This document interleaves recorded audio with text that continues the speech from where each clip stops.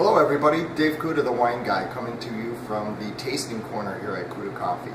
This week we'll be continuing our theme, Think Spring, whether Mother Nature wants to cooperate with us or not. So we'll be tasting, again, more light reds and more spring style wines. So speaking of light reds, Pinot Noir definitely falls into that category. In fact, it's one of the first wines I think of. And when I think of Pinot Noir, I think of its original origins, Burgundy.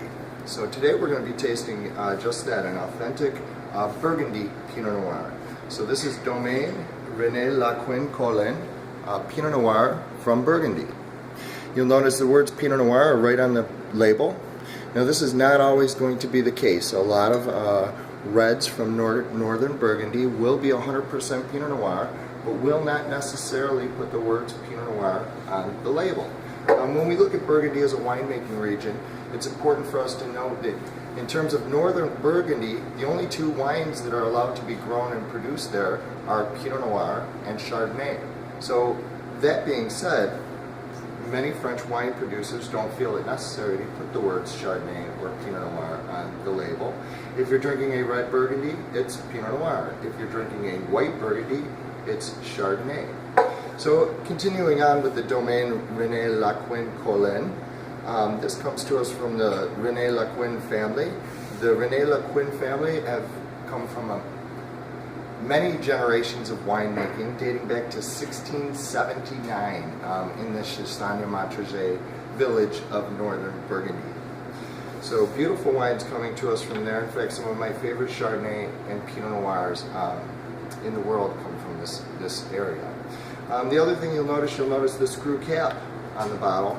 So I get a lot of questions about that. In today's world with technology, we found that between 7 and 10% of wines consumed in this country are consumed corked or off a little bit because of a faulty cork. So because of this, many wine producers are moving more toward a screw cap finish. It just ensures that the wine gets to the end customer just as the winemaker had intended. So at any rate, the Domaine René Lequin-Colin family, they produce wine on about 22.5 acres of land spread out in the Centenay and Chassagne-Montrachet regions. The Pinot Noir we're tasting is, of course, 100% Pinot Noir. Many American Pinot Noirs will have other grapes blended in, like Syrah and other grapes to add depth and things of that nature. But in Burgundy, in terms of red wine, they use strictly Pinot Noir. So we'll get this into a glass with no further ado. Nice, pretty, vibrant colors. Just a little bit of aging you can see in the color of this wine, but still translucent and nice light texture as we would expect.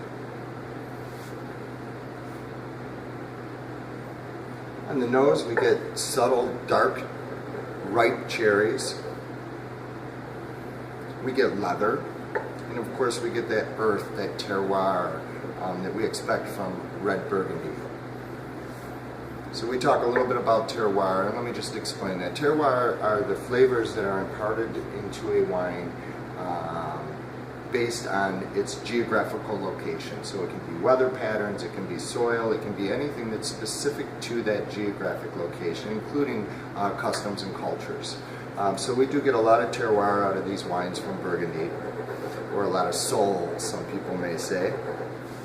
As we get this on the palate,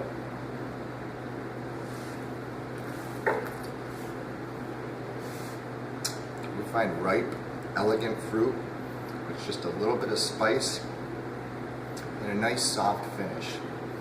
This wine is going to pair really nicely with salmon, pork, barbecue ribs, or even something as simple as a cheeseburger. Really nice wine just to hang out on the back porch as the sun sets and enjoy it.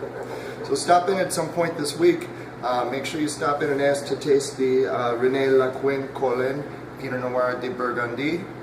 And be sure to join us Friday from 5 to 9, where we'll be continuing our spring theme and tasting many other lighter spring style selections. So we'll look forward to seeing you there. Again, Friday from 5 to 9 p.m. Thank you and have a great week.